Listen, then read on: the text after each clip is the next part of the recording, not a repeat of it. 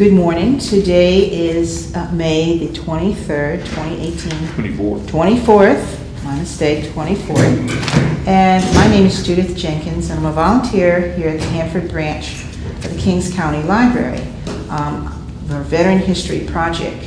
Would you please state your full name? Glen Dexter Carson. All right, Mr. Carson, we're glad to have you here today and to share some of your history and some of your time with your veteran background, your military background. Well, let's start first with your home and family background, if we can. Where are you from? I'm from Reedley. I was born in Reedley, raised in Dinuba. Okay. How long have you been there? You said born and raised. How many years?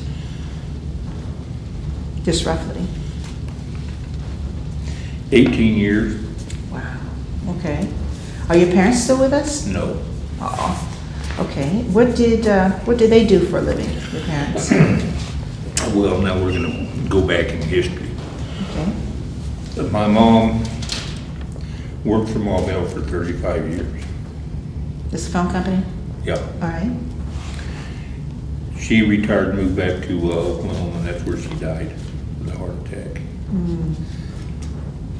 Now, when you say my dad, would be, the one on record would be Bob Carson. Okay. He adopted me when I was back in 1956, Mm-hmm. but then Mom divorced him, so Mm-hmm. I don't consider him my father. Okay. My real dad is Glenn Bailey, Glenwood Dexter Bailey. Mom divorced him when I was about 2 years old, Mm-hmm. but he's the one I consider my father. Okay. As a relationship between the two of us, there's nothing there because the law stating, once I was adopted, my father had no legal right to me at all. I see. That's the law, and he was abiding by the law. We have spoken, we have visited, we've done different things for each other. Mm-hmm. And the last I heard was that he's Sun Valley, I think. He was a mortician. I see.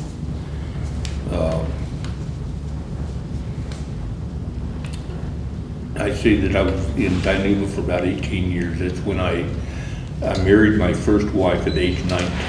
Mm-hmm. We didn't get along all that well.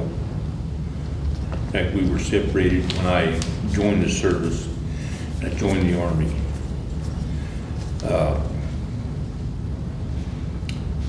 Why did I join? I can't tell you why. I don't know why. We all have different reasons.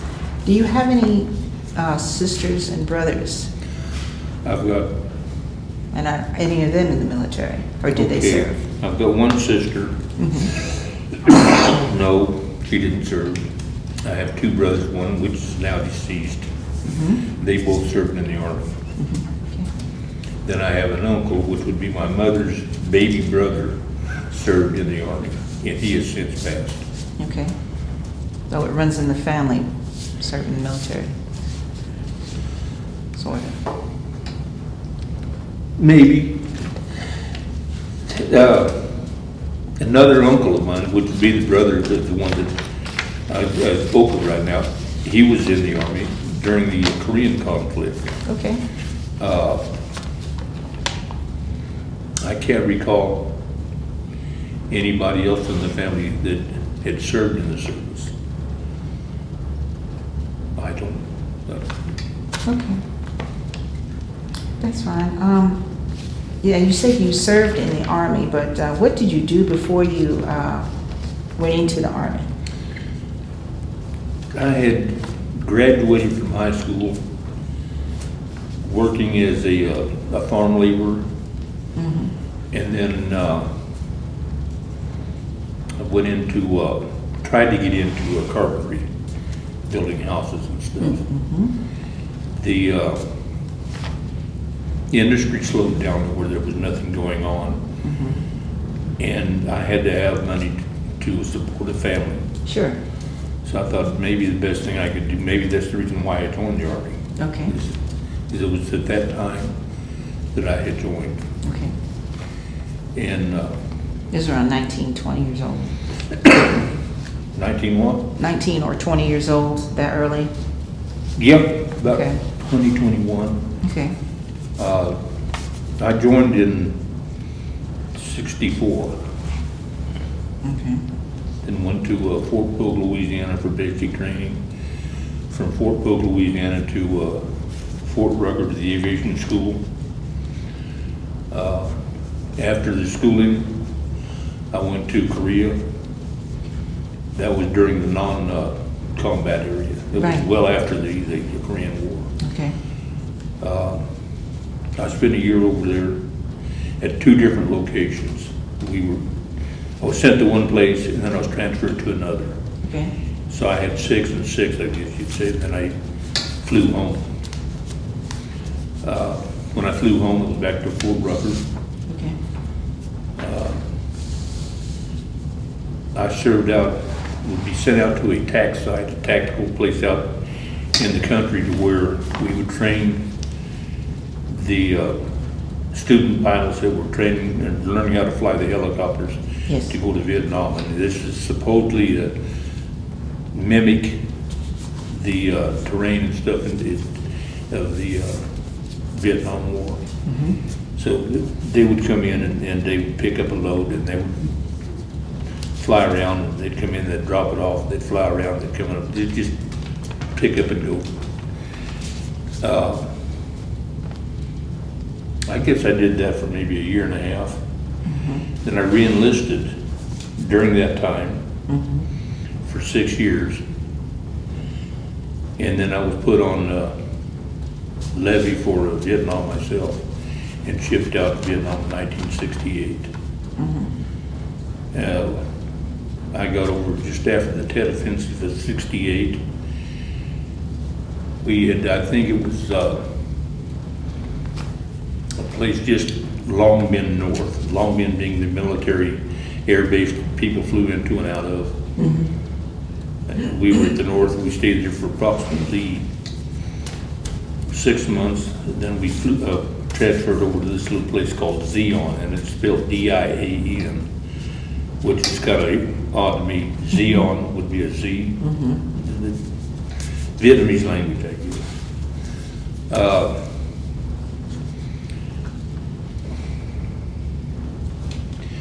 During the time at Long Bend North, I was the maintenance supervisor. We went over as a unit. I was in ranking E5. So then my superior said, you're going to be considered an NCO. You're in charge of the flight line. You've got the mechanics, you've got the rotor shop, you've got supply, those guys work for you. This one individual,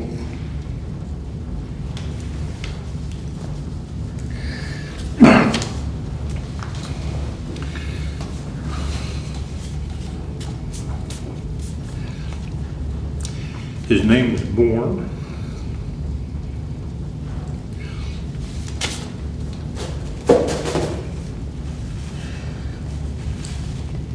Is that one of your friends? A close friend, I take it.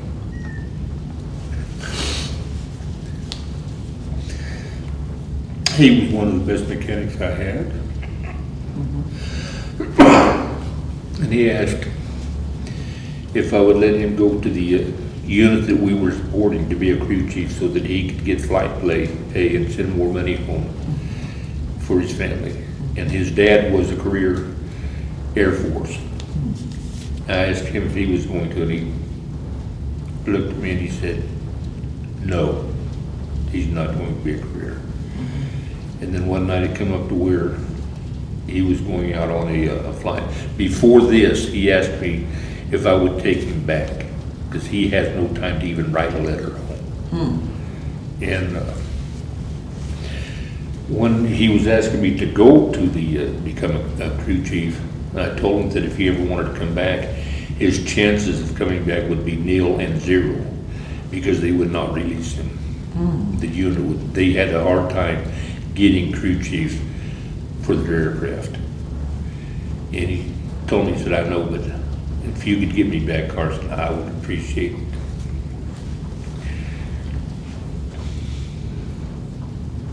Well, I just want to step back for just a second, and I wanted to ask you this question before we get further.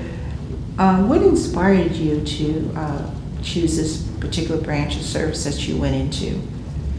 Were you able to choose others, or is I this could have went your into choice? any one of them. Mhm.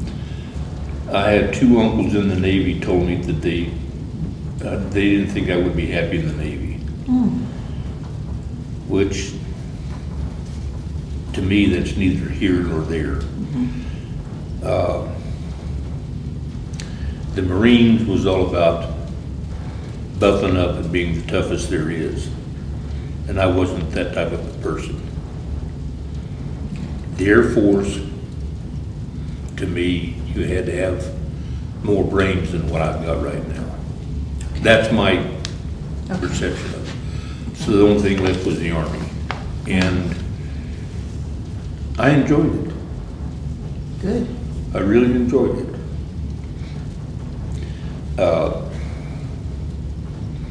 While I was in, I did get into some trouble in my early years, and a major talked to me and asked me, he said, okay, if you go down this road here, where's it going to lead you down the road?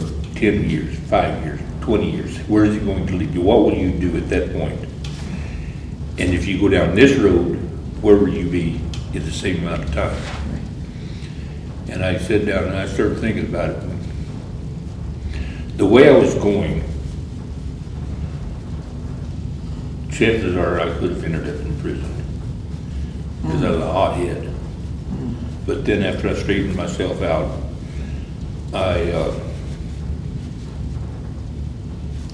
going back, well, then I did re-enlist.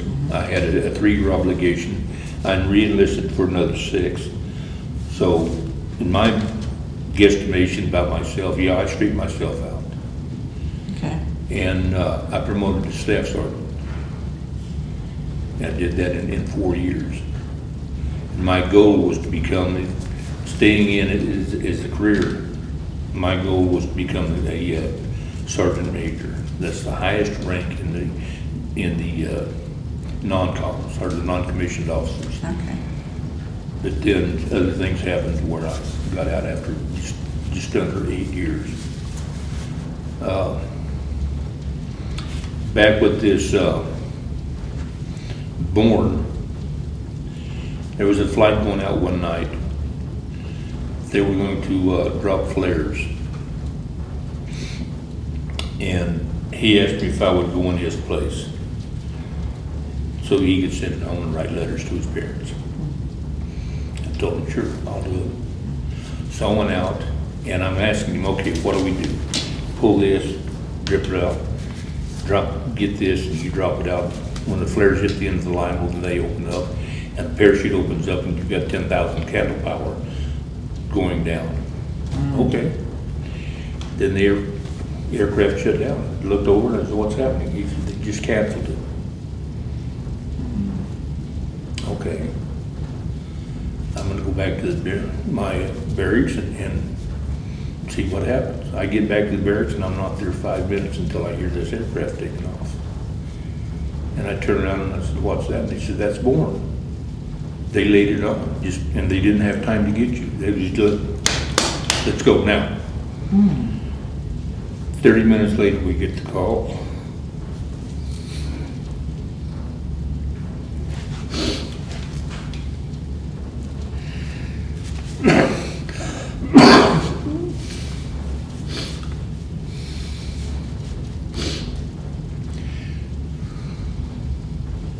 Flare went off inside the aircraft. Inside the aircraft? Okay.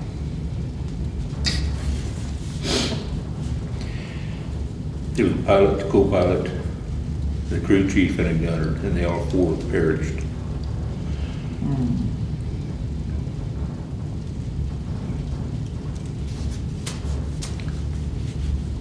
I can see this experience impacted you pretty hard.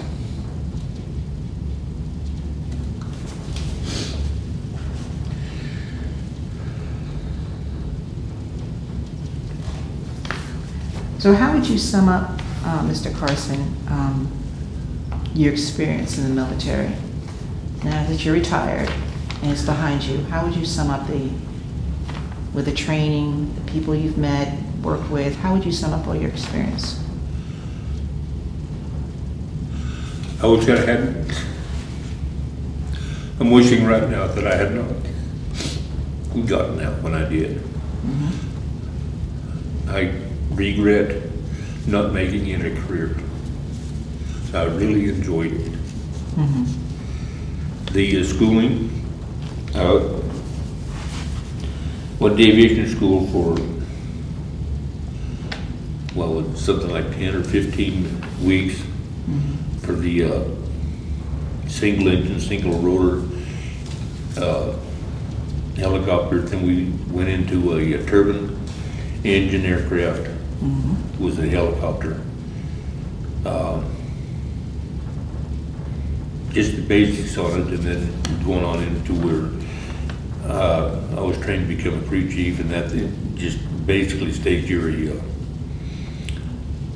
gas station attendant, check the oil, check the air filters and whatever. A maintenance engineer. Yeah, that's They're important. that's not really what I wanted, but then I did enjoy it. I wanted to become a engine builder, where I could build the engines for these. But then that's, you don't know that until you get into it. I also went to school for the non-commissioned officers, and that was from Fort Rucker to Fort McClellan for, I don't know, 2 weeks, 3 weeks, whatever it was.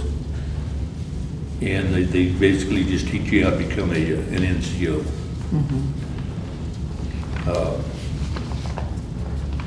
Did you enjoy that training? Yep. Okay. The only part Also- that I didn't enjoy, if you gotta say it that way, well then I did not enjoy being away from my family. And then that leads up to, okay, why did I get out? I was facing a divorce and I did not want to be halfway around the world and my kid being here in California.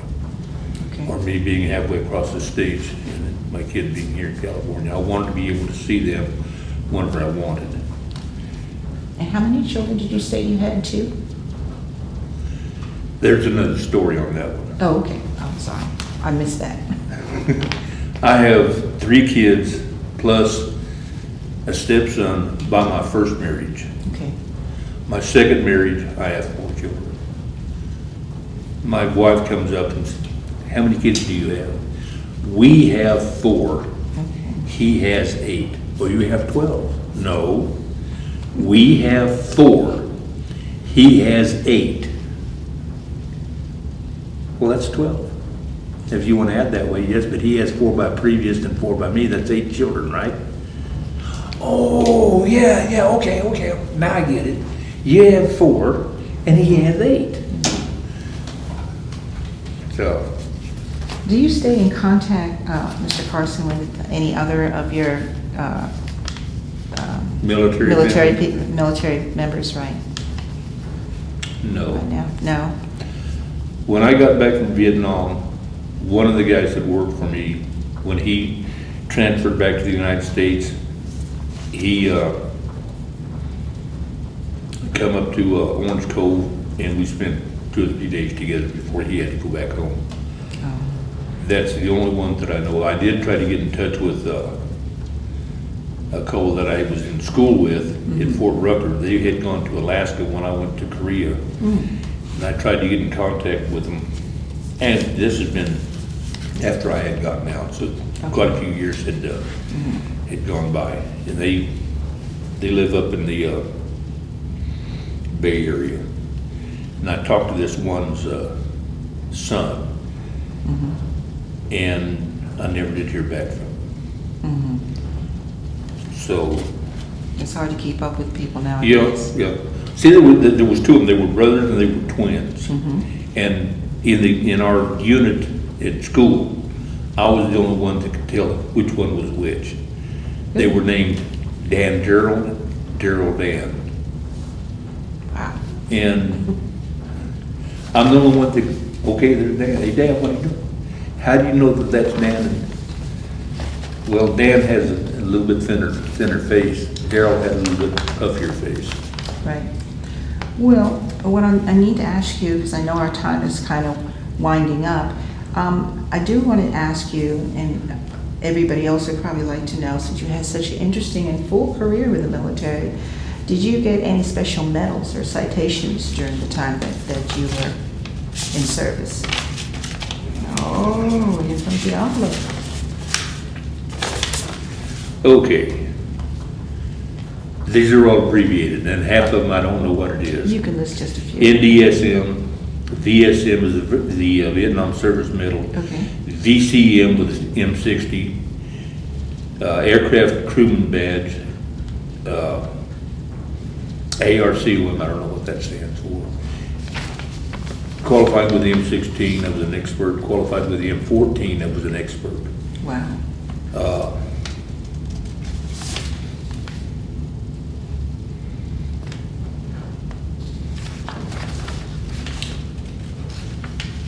A lot of these was the service medal, good conduct service medal and stuff like that everybody gets. Mm-hmm. This right here, a lot of the M16, M14 was done in basic training. Mm-hmm. Mm-hmm. Aircraft crewman badge, I think that may have been the wings that I was allowed to wear, showing that I was in aviation and that I did get flight time. Okay. It's most impressive. I guess that's about it, as far as medals go. That's wonderful. One of the incidents come up over in Vietnam, it was horseplay.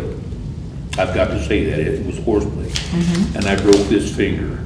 Mm. And it was just a little hairpin, Mm-hmm. T-type crack on that. Mm-hmm. And I was asked if I wanted the Purple Heart. Why? No, don't give me a Purple Heart for that. Mm-hmm. This was horseplay. It was not combat related, it was Mm-hmm. nothing. It was horseplay, horseplay, horseplay. Mm-hmm. If I wasn't doing the horseplay, I would not have broken. It's interesting. So, Well, in wrapping this up, I would like to ask you, is there anything specific you'd like to speak about the wounded or fallen comrades that you would like to say at this time? I think I brought that up with Bourne.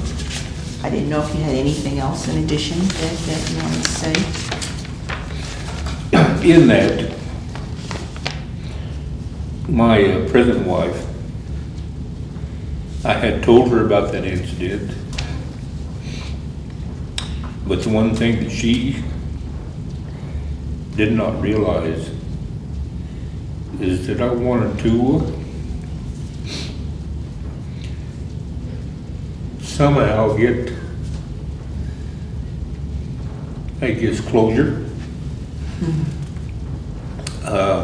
Financially, we couldn't go to DC to see the memorial. Right. On a field trip with my kids in school, Mm-hmm. they have a memorial there in Sacramento, but Okay. that's for the California veterans. Okay. And I found one name on that I knew as a young child. Mm. The other one would be the Vietnam Memorial, and then I find out that Dinuba has a replica of it. I went over to see if I couldn't find one's name. A couple of people over there tried to locate it for me, and they couldn't do it. But I did hear that there was a book out with every name on it. Really? So I come into Hanford, Mm-hmm. went to the library, Mm-hmm. and the lady found it. Wonderful. Wonderful. I'm so glad we were able to help you with that. Is there anything else that you would like to add at this point, Mr. Carson?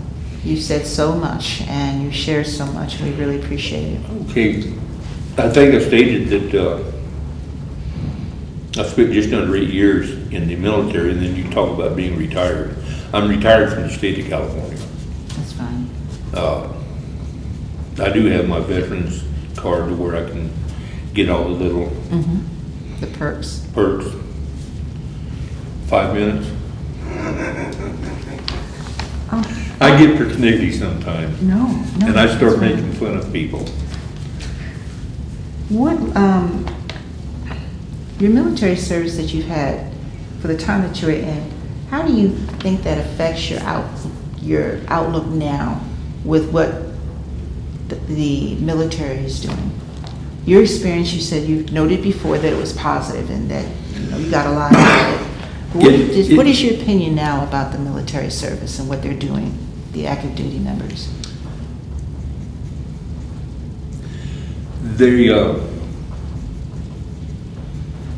It seems like the tours that they're putting out now into a combat area,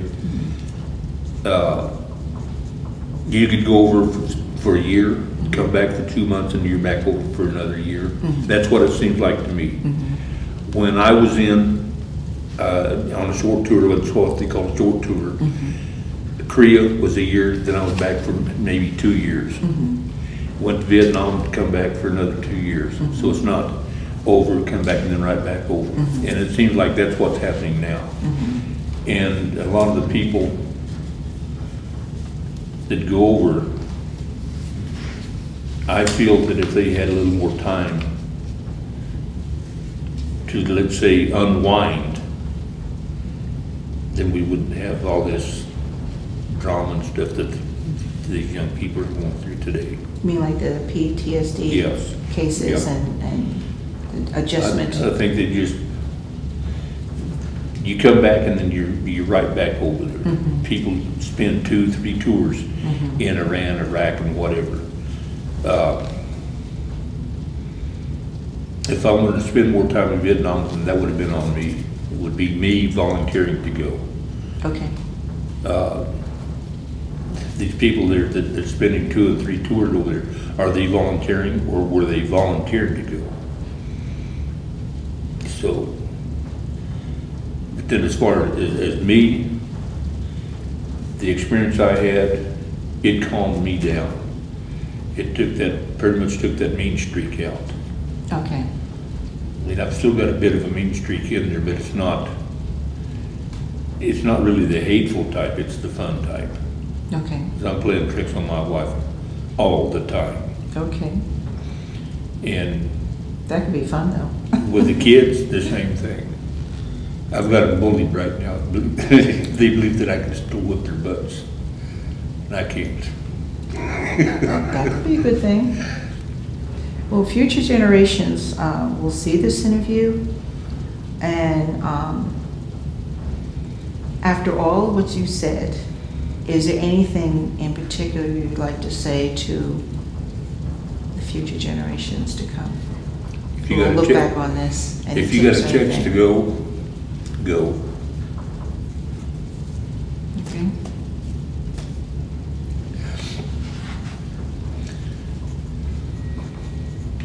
First of all,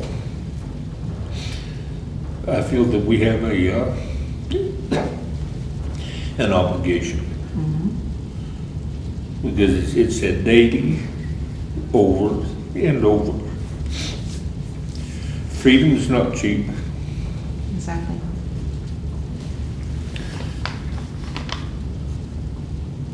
And how that saying goes? All gave some gave all.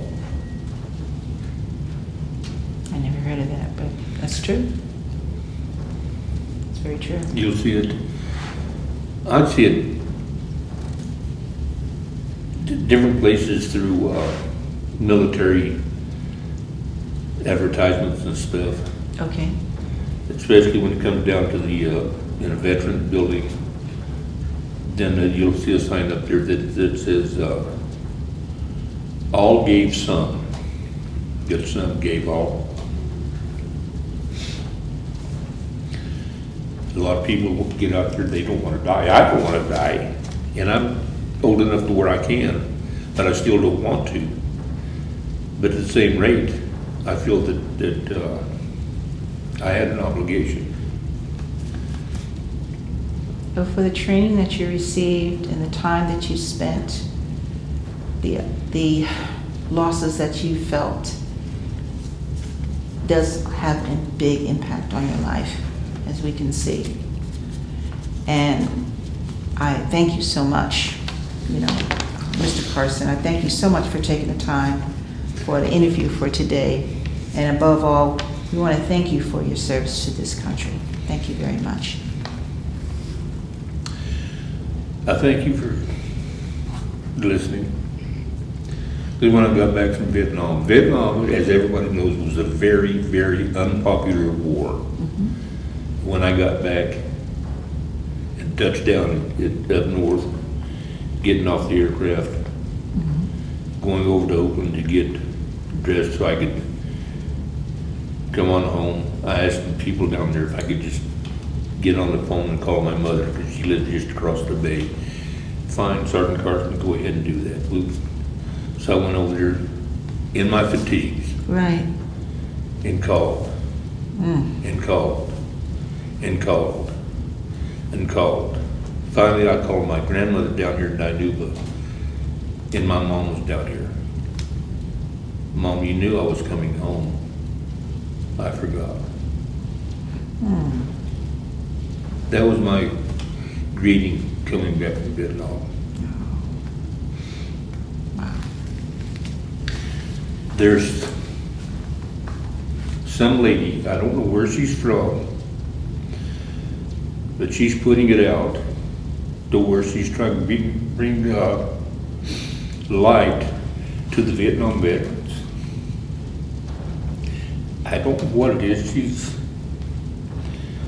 I don't know where she's at, but it comes out to where her husband served in Vietnam. Mm-hmm.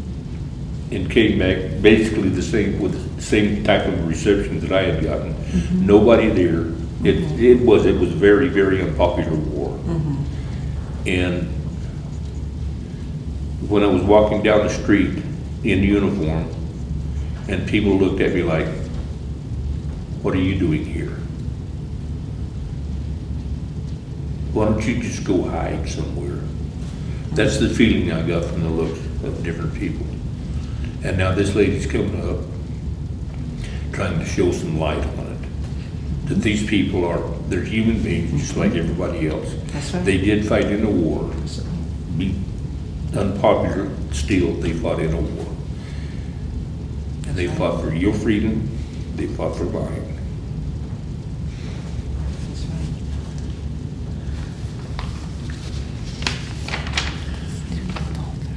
Okay. Well, Mr. Carson, I'm going to step away for a minute. You can feel free to keep that's still rolling. You can still feel free to expound on anything you want to, and I'll be back in about 2 minutes.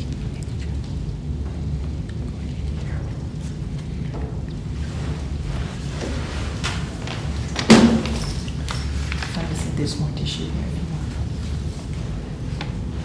I find your experience and what you've gone through is just,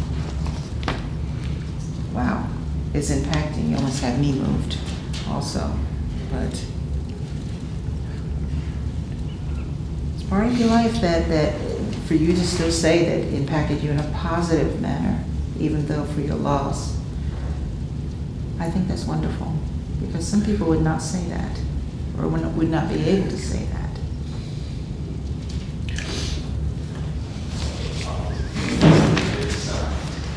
I deeply respect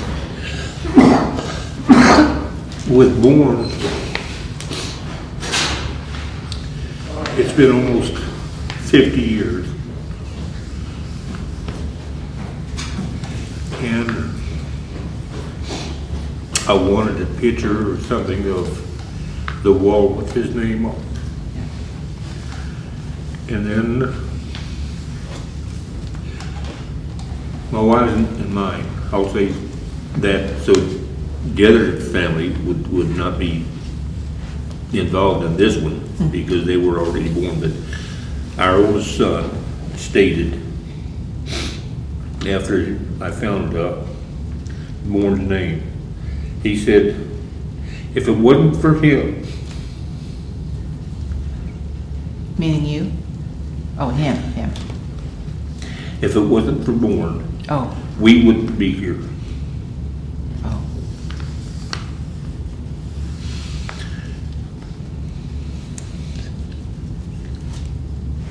That was the one in the plane. That was the one that was in the plane, died in the plane. Bourne is the Okay. one that died in the plane. And that hit me pretty good. Because if it wasn't for Bourne, I would have been in that aircraft. And my kids would not be here today. I would not be married to my wife.